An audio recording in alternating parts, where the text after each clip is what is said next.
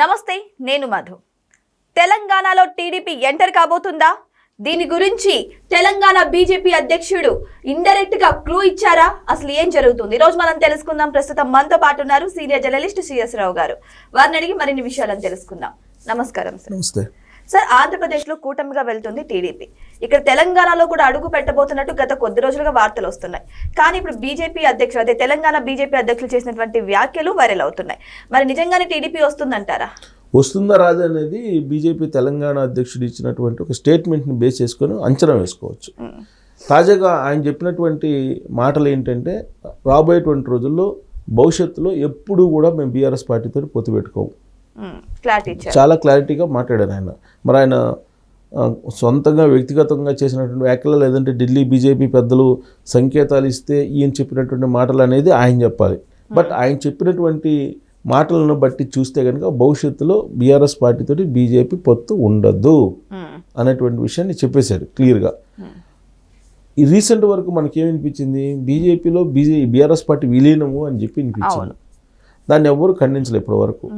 బీజేపీలో విలీనము BRS party అనేదాన్ని CM Ramesh గారు చెప్పినటువంటి మాట. దానికి సంబంధించిన ఆధారాలు కూడా ఉన్నాయని చెప్పారు. కేటీఆర్ గారిని చెప్పమును ఇది అబద్ధం అయితే అని చెప్పి కూడా సవాల్ చేశారు. కానీ ఇప్పటి వరకు దానికి సమాధానం కేటీఆర్ గారి నుంచి రాలా. అలాగే దానికి అండా చేకూరేలాగా కవిత గారు అనేక సందర్భాల్లో చెప్పారు. తీహార్ జైల్లో తాను ఉన్నప్పుడు ఈ బీజేపీలో బీఆర్ఎస్ పార్టీ విలీనం అనేటువంటి అంశం వచ్చింది, నో అని చెప్పాను, అయినప్పటికీ దానికి సంబంధించినటువంటి ప్రక్రియ నడిచింది అనేటువంటి విషయాన్ని కూడా కవిత గారు చెప్పారు.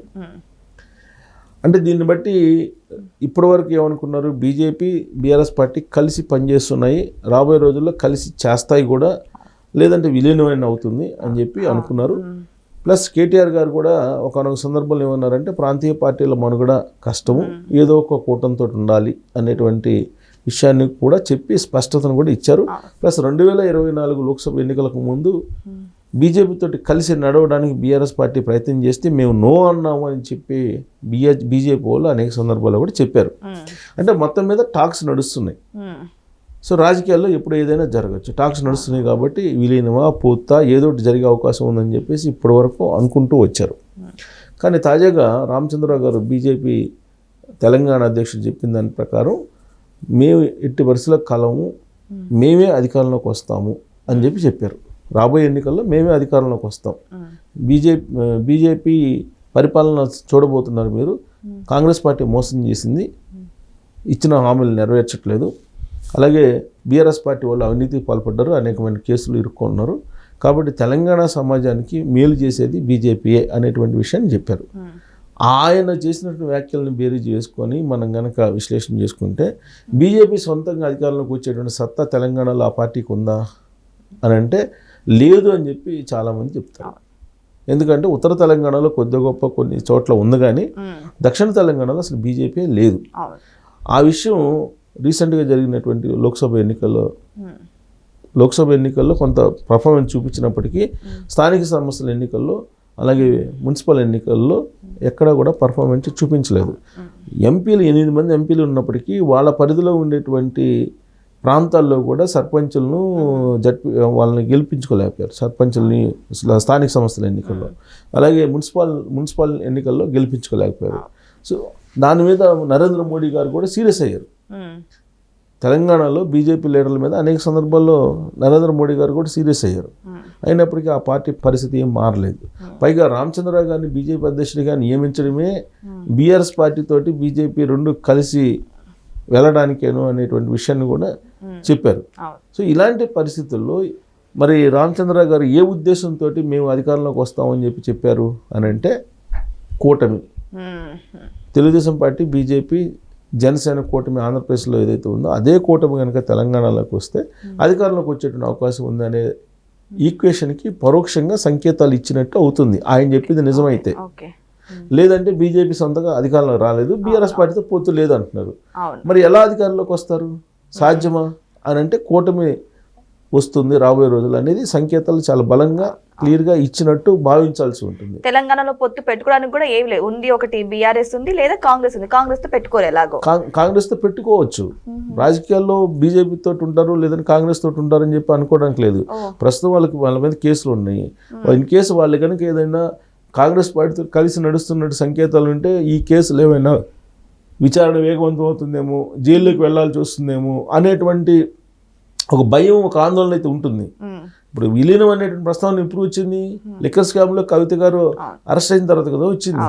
సో కాబట్టి కాంగ్రెస్ పార్టీలో కలవాలని చెప్పేసి ఉన్నప్పటికీ కూడా బీఆర్ఎస్ పార్టీకి బీజేపీ వాళ్ళని చూసి భయపడవచ్చు. ఈ మాట నేను ఎందుకు అంటున్నానంటే ఒకానొక సమయంలో 2023 అసెంబ్లీ ఎన్నికలకు ముందు కోమటిరెడ్డి వెంకటరెడ్డి గారు వ్యాఖ్యానించారు, అవసరమైతే మేము ఎన్నికల తర్వాత పోస్ట్ ఎలక్షన్స్లో కలిసి ప్రభుత్వాన్ని ఏర్పాటు చేస్తామని బీఆర్ఎస్ పార్టీ కాంగ్రెస్ పార్టీ. అలాగే అనేక మంది కాంగ్రెస్ పార్టీ లీడర్లు అన్నారు అప్పట్లోనే.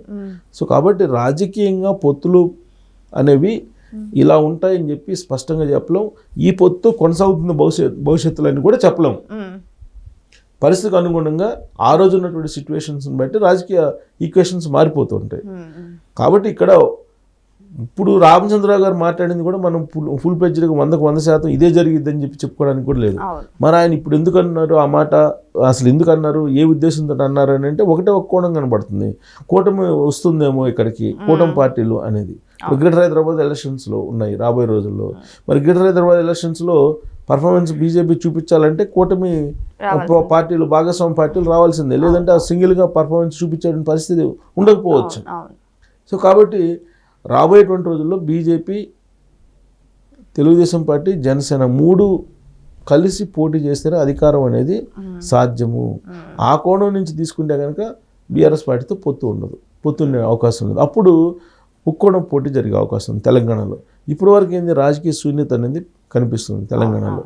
ఆ రాజకీయ శూన్యత లేకుండా ఉండాలంటే కనుక ఈ కూటమి ఎంటర్ కావాల్సినటువంటి పరిస్థితి ఏర్పడుతుంది. బహుశా ఆ కోణం నుంచి అని ఉంటారేమో అని. ఎందుకంటే రామచంద్రరావు గారు కొంచెం ఢిల్లీకి సంబంధించినటువంటి పెద్దలతోటి టచ్లో ఉంటారు. అంతకుముందు కూడా కీలకమైనటువంటి వ్యక్తులతో టచ్లో ఉండేవాళ్ళు. ఆయన ఆర్ఎస్ఎస్ బ్యాక్గ్రౌండ్ ఉంది. ఇవన్నిటిని గమనిస్తే కనుక ఖచ్చితంగా కూటమి అధికారంలోకి, అంటే కూటమి ఎంటర్ అయ్యే అవకాశాలు లేకపోలేదు. దీనికి అదనంగా ఇంకోటి ఏంటంటే బిఎల్ సంతోష్ అని పవర్ఫుల్ లీడర్, చాలామందికి తెలియదు, రాజకీయాల్లో లేనటువంటి వాళ్ళకి. ఈయన నరేంద్ర మోడీ, అమిత్ షా గారి తర్వాత అత్యంత పవర్ఫుల్, వాళ్ళతో సమానమైన పవర్ఫుల్ కూడా అనుకోవచ్చు. ఆయన్ని అరెస్ట్ చేయడానికి కేసీఆర్ గారు పోలీసులను పంపించారు తెలంగాణ నుంచి, తెలంగాణ పోలీసులు ఢిల్లీకి పంపించారు. దేనికోసం సార్? అప్పుడు ఈ ప్రభుత్వాన్ని పడగొట్టడానికి, కేసీఆర్ గారి ప్రభుత్వాన్ని పడగొట్టడానికి బీఆర్ఎస్ పార్టీకి సంబంధించిన ఎమ్మెల్యేలు కొంతమందిని కొనుగోలు చేయడానికి ఆయన ఏదో ప్రయత్నం చేశాడని చెప్పి ఒక కేసు పెట్టారు. ఆ కేసులో ఒక 2-3 స్వామీజీలను కూడా జైల్లో పెట్టారు.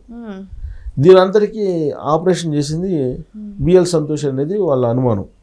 అందుకే బిఎల్ సంతోష్ గారిని అరెస్ట్ చేయడానికి తెలంగాణ సిట్ని పంపించారు అక్కడికి, ఢిల్లీకి. అప్పటి నుంచి మొత్తం సీను రివర్స్ అయింది బీఆర్ఎస్ పార్టీది.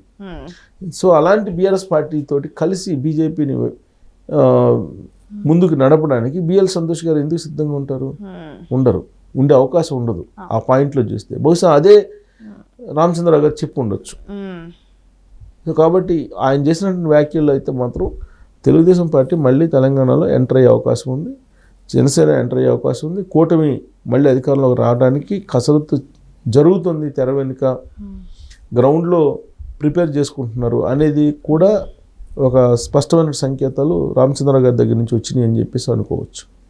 సో ఇక్కడ బీజేపీ లీడర్, అదే బీజేపీ అధ్యక్షులైనటువంటి రామచంద్రరావు చేసినటువంటి వ్యాఖ్యలు చూస్తుంటే మాత్రం వచ్చే ఎలక్షన్స్ కి కూటమిగా ఇక్కడ బీజేపీ ఏర్పడే అవకాశాలు ఉన్నట్టు తెలుస్తుంది. అంతేకాదు ఇక్కడ కేసీఆర్ చేసినటువంటి కొన్ని వ్యాఖ్యలు కూడా, అంటే ప్రాంతీయ పార్టీకి మనుగడ ఉండదు అన్న కొన్ని వ్యాఖ్యలు చూస్తుంటే ఇంకొక కూటమి కూడా ఏర్పడే అవకాశం ఉంది. మరి వెయిట్ చేసి చూద్దాం, రాబోయే ఎలక్షన్స్ లో తెలంగాణలో మరి కూటమి పార్టీలే హవా చూపించబోతున్నాయా? వెయిట్ చేసి చూద్దాం. Thank you so much. Thank you.